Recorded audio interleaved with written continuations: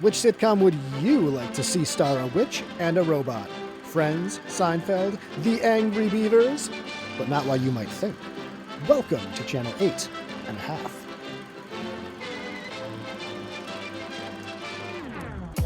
Hello and welcome back to Channel 8 and a half, a podcast about film, television, and pop culture. My name is Andrew Hanna. I am Joe Galino. Joe, on today's episode, we are not discussing Armie Hammer being a kinky cannibal, which is a great band name, by the way. Instead, this week, what are we talking about? We're talking about WandaVision. Is that less or more exciting, you think? I mean, I prepared notes on Armie Hammer, but I guess I can pivot to WandaVision. Yeah. Fortunately, I got takes about witches and robots in my back pocket, so we're good. Perfect.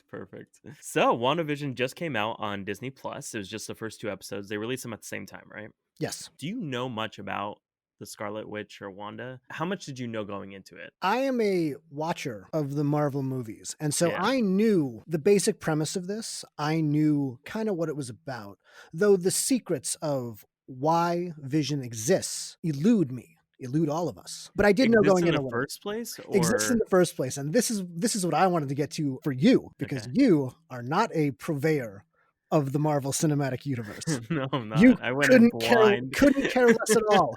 You're like, who's this stupid robot and why is he red? How much did you know going in? Which is a more interesting question to me as someone going in blind. I didn't know anything. So the context for this for you, it does not matter to you that Vision is actually dead in the timeline of the Marvel Cinematic Universe. So I didn't know where WandaVision fell on the timeline of the MCU.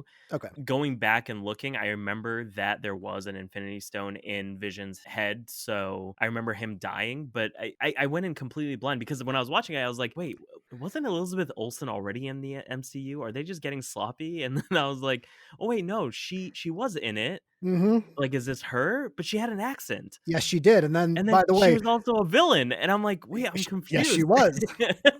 So I had to like do a lot of research after it. But here's the thing. I will tell you, just right off the bat, I loved this. And I legitimately want to go back and watch all the MCU, just not because I think it's going to be great all of a sudden, but just to prepare myself for the rest of the show, because this was enough to get me to go back and watch it. I was just so excited by this. Well, the ones that you need to watch to prepare for this the most aren't the best ones, so you can skip them. We'll see Avengers and then Civil War, I think, as well, right? The one that's most important, I would say, the introduction of Vision is in Age of Ultron, which is because he is Ultron essentially. Kind of. You could make the argument that a little bit of Ultron is inside of him. That's why he knows stuff. He was born because Ultron needed to transfer his his consciousness, and he has the stone in his forehead, and so he's alive. So he never actually did it. What? He never actually transferred his consciousness into Vision. It depends on how you wanted to see how magic works. See, now we're getting to like Infinity Stones and how like mystical stones work, and so no is really the answer. Vision is a different being than Ultron. Altogether. Okay. Different things. Yeah, I wasn't sure about that after just some of the research and stuff that I did. I was like, wait, so did it actually happen or no? Yeah. Vision is a robot that was built by Tony Stark that then becomes alive because of the Mind Stone, and then the Mind Stone is what is in his forehead, and that is what Thanos plucks out of his head in Infinity War at the end. Plucks is a little bit of an understatement. Yeah. Smashes his head like a coconut and then takes that. But the whole crux of, and this gets into WandaVision, the whole kind of emotional crux of that ending is that Wanda is powerful enough as Scarlet Witch, which, by the way, she is never utilized in the MCU. Both of them are, to be honest. They are not characters really in the MCU. They're kind of afterthoughts. They're on the fringes of things, but who cares about Wanda and Vision? Mm-hmm. She's so powerful that she can destroy the Mind Stone before Thanos can get to it. And she and Vision have a little relationship, and obviously you see that in the show. And so she's like, no, I can't kill my robot boyfriend. And they're like, but you gotta. And she's like, but I don't want to. And they're like, shut up and do it. So just a quick general overview. WandaVision is about Wanda, or Scarlet Witch, and Vision from the Avengers, who are sort of moving into a 1950s mid-century sitcom style world and neighborhood.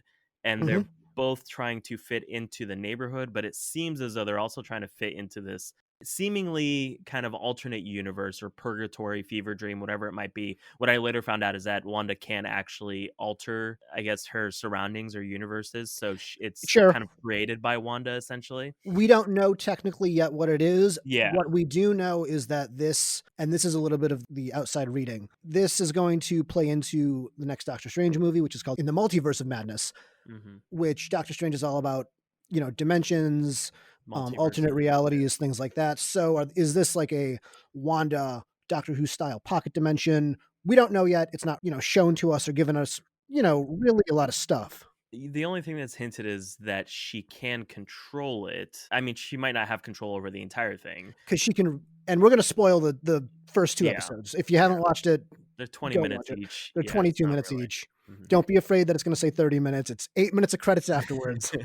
Which confused the crap out of me. It's 45 minutes of your time.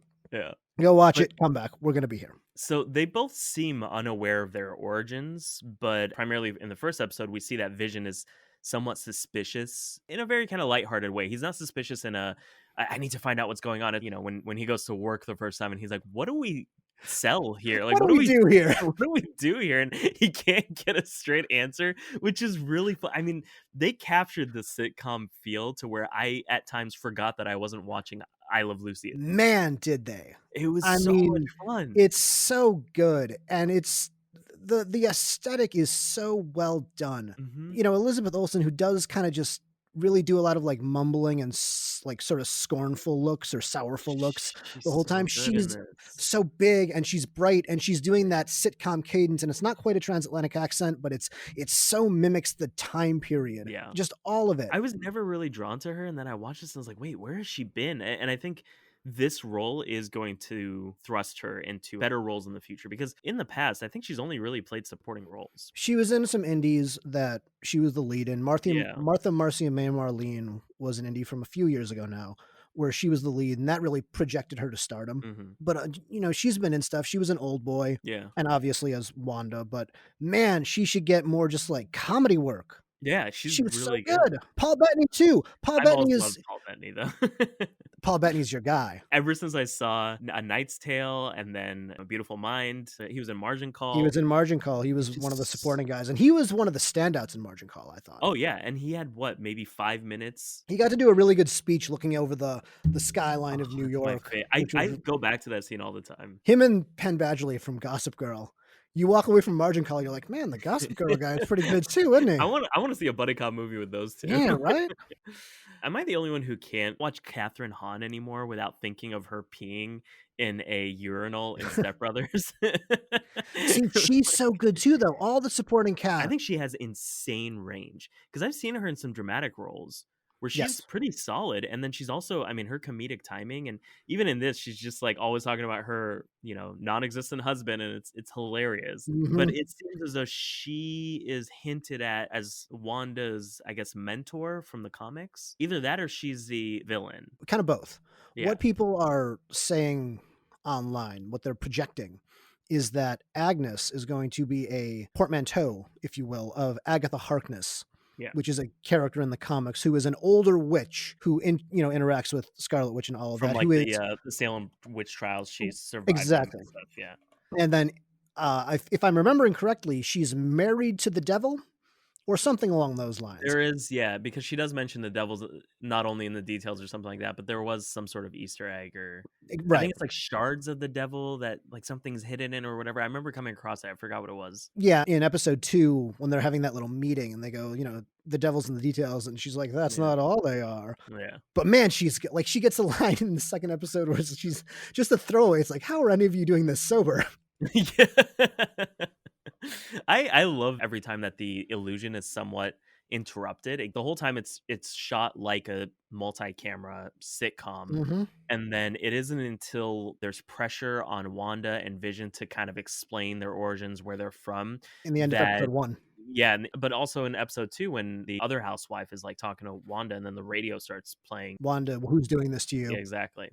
But everything from the music to Wanda breaking character, like in the first episode where she looks at him and she says, Vision, save him. It's almost like she broke character, and then also the surrounding characters start to like malfunction in a way.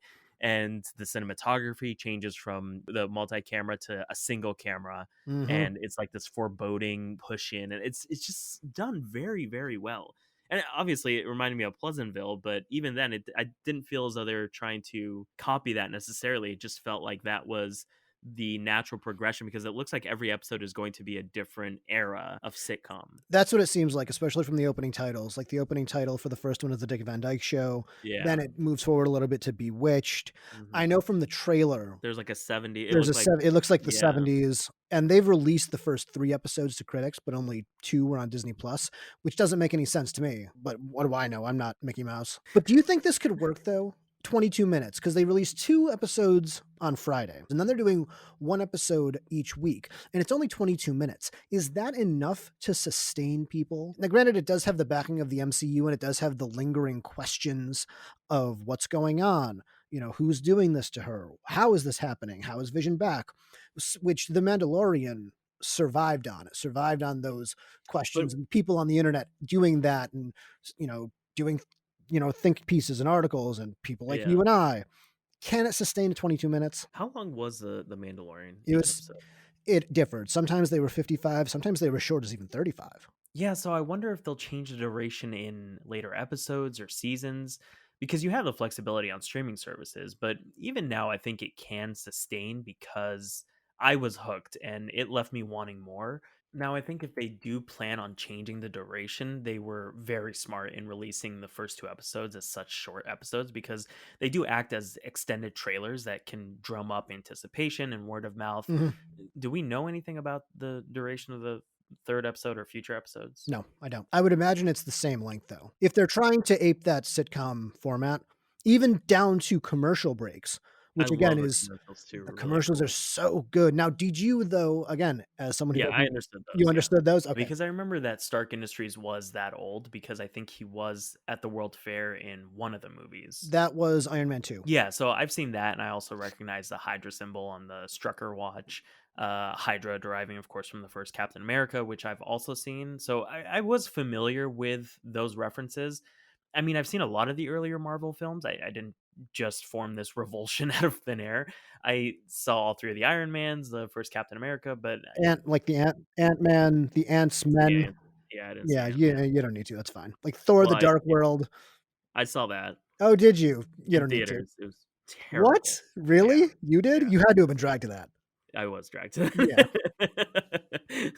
You would not have gone, "You know what? It's If Thursday you night." ever see me in a theater in like a Marvel movie, specifically Thor, hold up a sign that says, "Do you need help?" Blink twice. Like Wile E. Coyote falling off a cliff. Yeah. Now, a lot of the commercials, though, do have a little bit more hidden meaning when Mhm. you think about Wanda's past. Like the toaster oven with the blinking red light, that's the first time we see color in the first episode. Yeah. But if you remember from Age of Ultron, Wanda and her brother Pietrov? Well, Yeah, they have a Pietro. vendetta against the Starks, and she has, Yes. like, a really cool backstory that I didn't know about. Yes, her parents were killed by Stark weapons, and then Mhm. she was trapped in the wreckage, which was with her brother in her house with the With bomb, a bomb that with, like, didn't an go off. unexploded, yeah. Exactly, and they're just waiting for days for this bomb to go off, and it never does, and then she's experimented on and given these unstable powers to get revenge on Tony Stark, and then her brother dies at the hands of a sentient robot that Tony Stark creates, and then she's responsible for the death of a bunch of Wakandans when she's kicked out of the Sokovia Accords as part of the Captain America movie that you didn't see, and then she was imprisoned in a giant raft in But she Civil killed War. she killed the Wakandians on accident. Yeah, she did, but Yeah, still, they're dead because of her. yeah.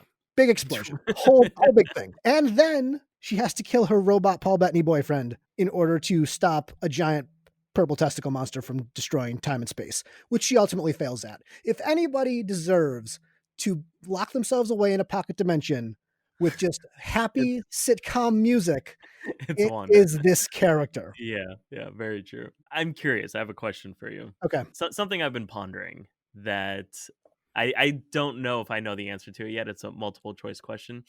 Do you think Disney is intentionally putting in more effort in their kind of major IP television shows for Disney Plus because A, they want to make it impossible to live without Disney Plus. B, Do you think that they know that people's expectations for good storytelling has now shifted from film to television? Or C, they realize their IP films are dog shit and they one day woke up, decided to be not dog shit anymore? Well, C doesn't matter. It doesn't matter if they're good or I bad. don't think that, yeah, that's the thing They is make whether or tons of not they money, so make it good. doesn't Yeah. matter. Yeah. Makes no difference to Disney. They could be good, they could be bad. As long as they keep Mickey Mouse still gets his money, everyone's But happy. why now? That's Be my that it's just so odd to me that after what 3 or 4 terrible Star Wars movies, they come out with The Mandalorian that blows everything out of the water.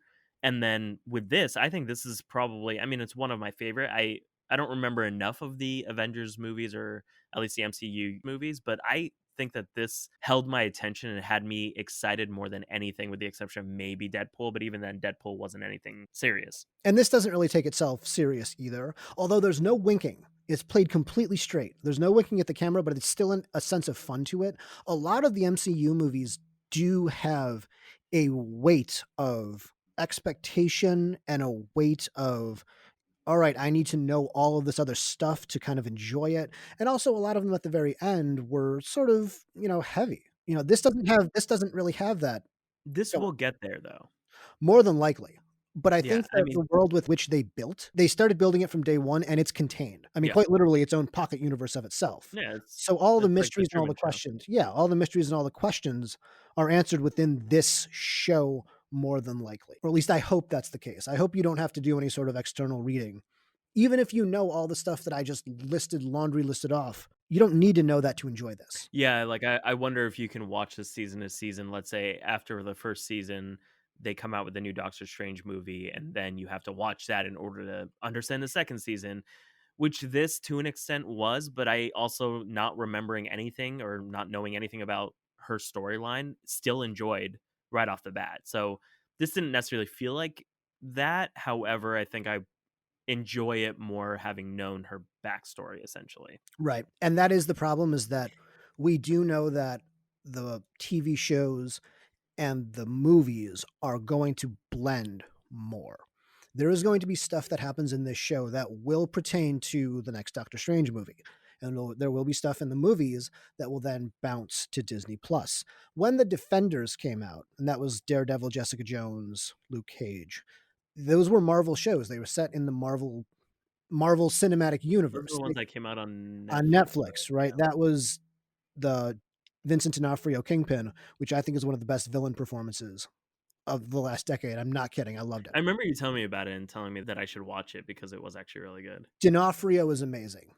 All the other stuff I think kind of gets a little old, but I love D'Onofrio. I've only seen one clip of it, of when Jidenna's performing on stage. He's so good. Oh, I love Jidenna. Those did not blend into the movies. They were kept quite separate intentionally. It's all going to meld together, and it's all just going to be one web. But do you think they're going to meld in a very direct way, or do you think that it's going to be, if you've seen this, you're going to notice these Easter eggs or these callbacks to the show that don't really matter to the story necessarily for you to actually really understand and enjoy the story?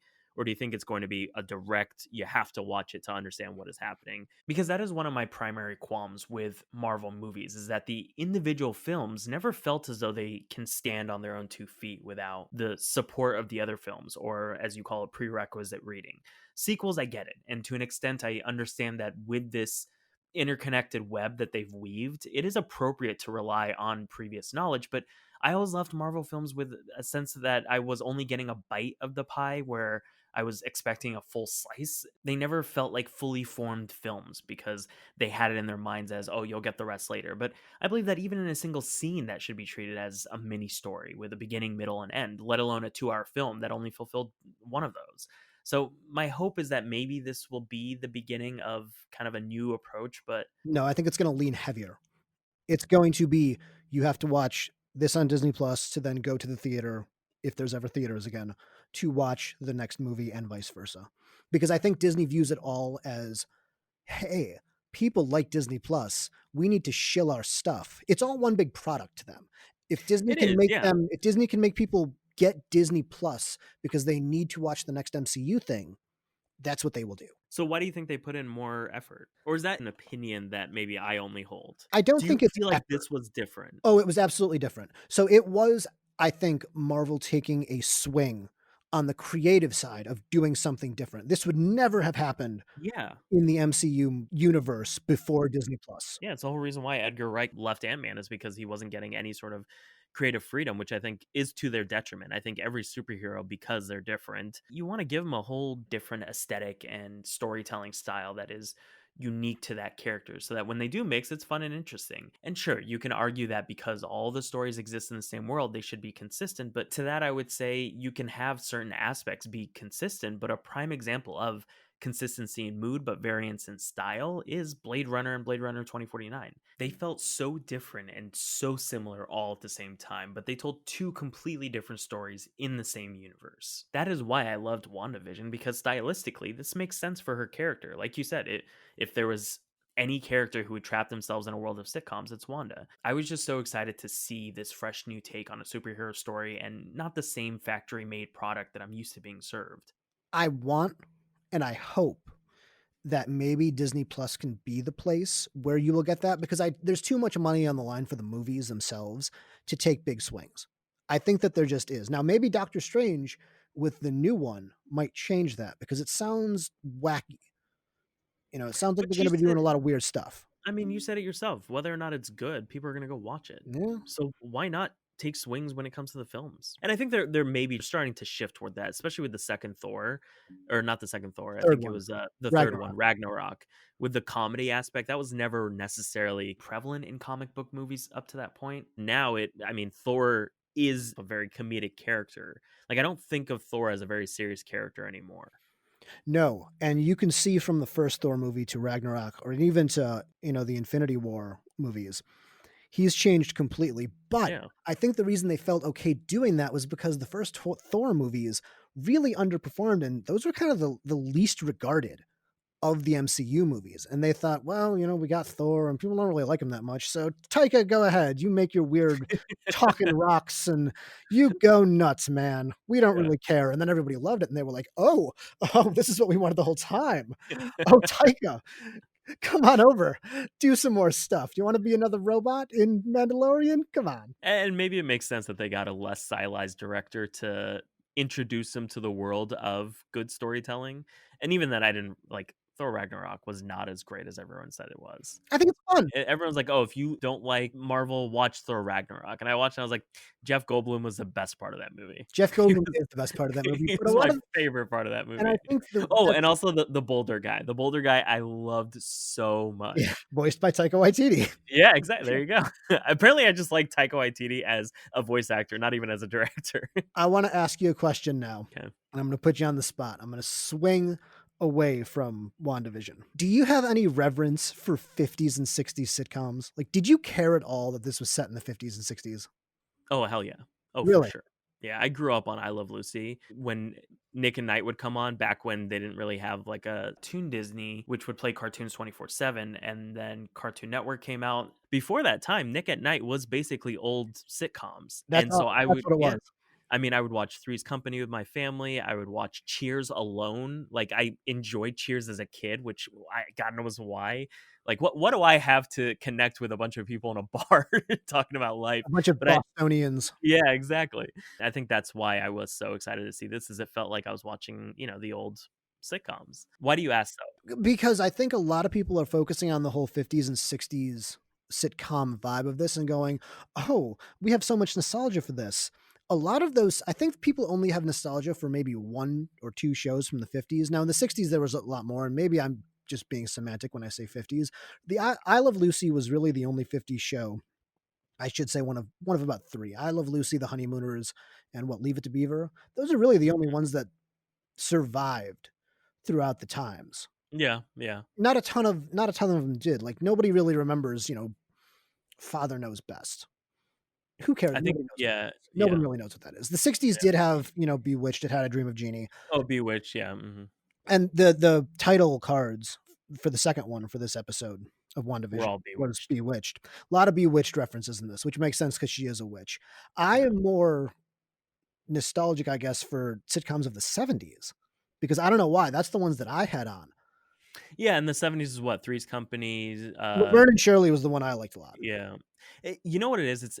It's honestly it's not a nostalgia in the sense of like, oh, I wish I was, living in that time. Not in the traditional way that I think people say they're nostalgic for it. I think I'm more nostalgic for comedy that doesn't lean so heavily on sex and raunchiness. And that's not coming from any sort of moral high ground. I enjoy the occasional raunchy comedy. I mean, one of my favorite comedies is Superbad, but I Love Lucy is still really funny to this day. Yeah, I Like Love it's Lucy it holds up. actually yeah, it holds up, and I think that's what I loved about this, is that the first episode was just a classic case of misunderstanding, where they Mhm. have no clue what this marked day on the calendar is meant to signify other than that it's a special occasion, and so over the course of the day, Vision realizes it's when his new boss is meant to have dinner with them, and then Wanda thinks, "Oh, it's their anniversary," and so she sets up this whole romantic evening and then greets them in a nightgown. Like, that is a funny scenario, so I guess it's more the comedic style that I'm nostalgic for. Comedy has now become just raunchy, like, that's what comedy is, with the exception of, Or like, maybe Edgar Wright, maybe that's why I love yeah, him, you know? or endless improving. Yeah, which look, there's a time and a place for all that stuff, but when it begins to take over the entire genre, that's when I start getting kind of eh.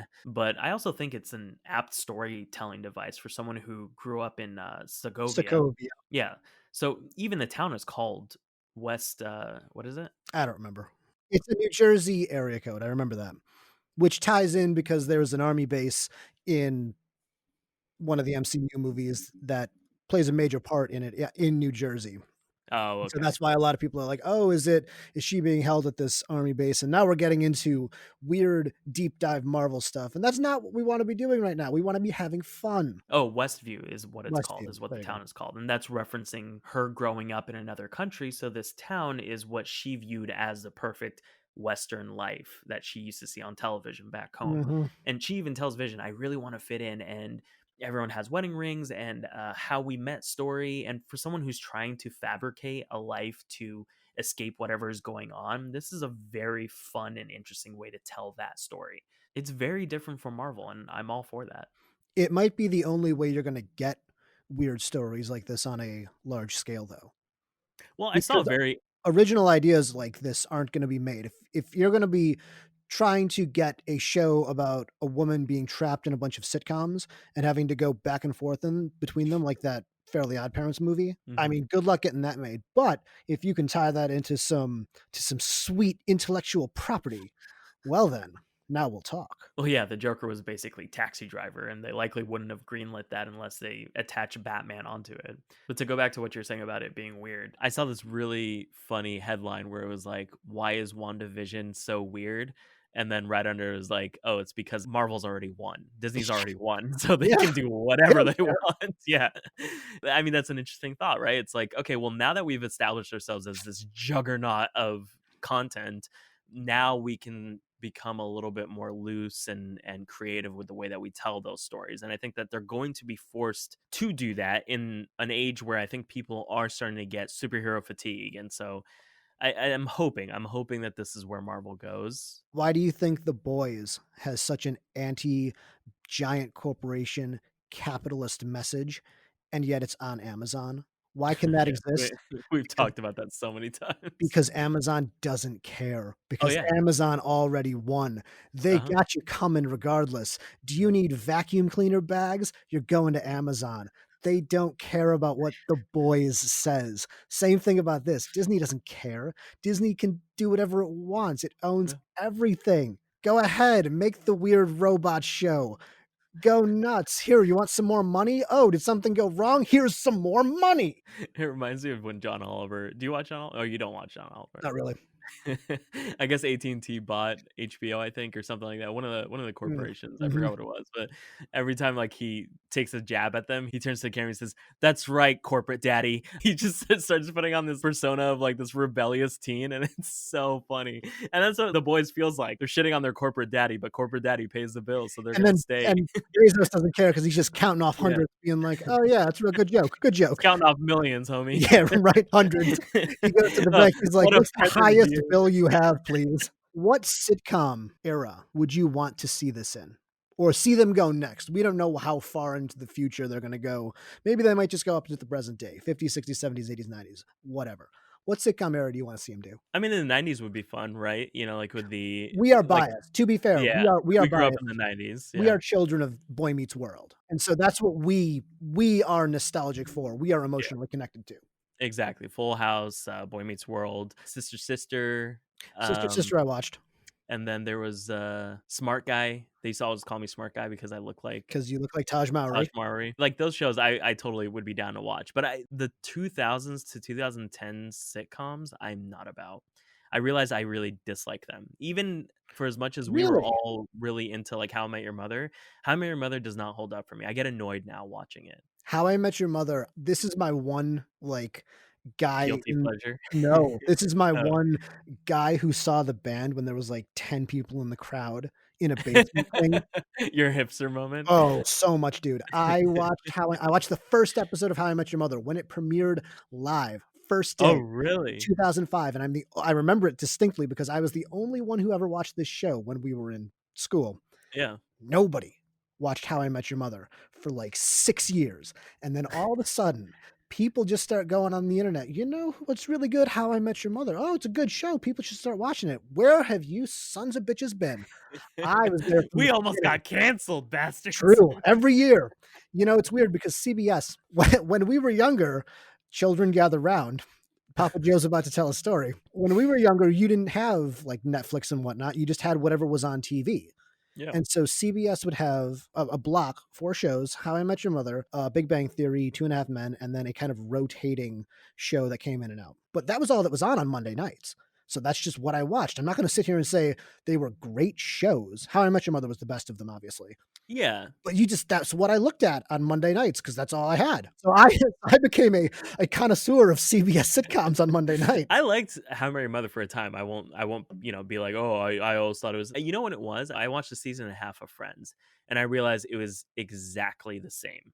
The same storylines. I mean, any sitcom is always gonna have fairly similar storylines. Mhm. This was just so close that I was like, "Oh, they didn't really do anything special. They just recreated a whole 'nother show for this generation." But I think that was probably the only era that I could go without, but everything else I think I would be really interested to see. I liked it. I'm definitely gonna continue watching it. I'm actually very excited for it.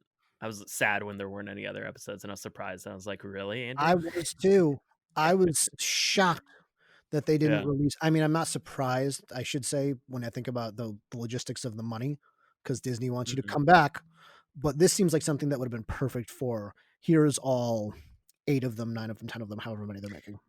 But Disney's not gonna do that. No, they've learned from The Mandalorian. They want those people coming back every week. It's not only coming back because people will keep them to rewatch or, like, watch other stuff. It's they understand the power of conversation week by week. Yes. And so we've talked about this before with Game of Thrones and then I think something else, but there Mandalorian. The Mandalorian, there's something to be said about people like to go to work, like to be around their friends and talk about the latest thing. And so if you kind of excuse the turn of phrase, but blow your load too early, that's all you have to really talk about is the whole thing as a whole. And then not everyone can kind of get in on the conversation. There is a lot of PR involved with a week by week release. I think they're all starting to realize, even well, I guess Netflix is kind of that's their brand. Release it all at Netflix's whole once. thing is all at once. Yeah. They can't start doing that now, although the Great British Bake Off, which on Netflix is called the Great British Baking Show, Yeah. they release that week to week. Vox does that as well, where it's like explainer videos. They'll do it week to week, which I think honestly Netflix found a really good niche. That was they corner the market on that type of release, and I think it's effective for them. I think, though, that it's worked against them, though. For stuff like Stranger Things, it would have definitely been better to release it week to week. Having something like the last season of Stranger Things release all at the same time, people have forgotten about that show. It's a double-edged sword, right? It's they want people to just binge, Mhm. I guess, rather than corner the market on the release, they corner the market on binge watching because Yeah, people binge it so that they can move on to the next thing and they continue to move on to the next thing. And it's and like, if you're Netflix, you always have another thing. oh my god, it's like the never-ending buffet. When I think of my purgatory, it would be me stuck in like a room with all the Netflix movies, just kind of trying to find something to watch. Yeah. Like that would just be my hell. Keep scrolling down. Yeah, Keep doing it forever and ever because there's no end to Netflix. exactly. But I think, yeah, I think what could be the benefit of releasing it all at once? Maybe it's the instant gratification. Maybe it's the friends are forcing other friends to watch everything. Maybe it's to break up marriages over going too far in a specific show without the spouse, you know? True. Very big secret. And then if you divorce, then that's another Netflix account that someone has to buy. That's the grand scheme. Break up families so that More multiple Netflix accounts. exactly. Because you know your ex-wife is not going to let you use the old Absolutely Netflix not. password. Yeah. But I think that about wraps it up for this week. You think? I think so too. If you watched WandaVision, we'd love to hear what you think. Do you like the new direction that Marvel is taking with this? Or do you like the consistency that we've seen across their films thus far? And finally, what era of sitcom would you like to see WandaVision depict? Join us next week as we discuss Netflix's original film, Ma Rainey's Black Bottom, starring Viola Davis and Chadwick Boseman, one of the last films he made before passing. As we've mentioned before, we are shooting to reach 1,000 subscribers on YouTube to become partners, so if you haven't done so already, please consider subscribing. If you have any ideas for a theme you'd like us to discuss, or a film, TV show, anything pop culture, let us know on YouTube, Instagram, or Twitter. You can find all those links on channel8.5.com. That's channel8.5. completely spelled out.com. We have new episodes every Thursday. Until next time, my name is Joe Galino. And I'm Andrew Hanna, and this is Channel 8.5.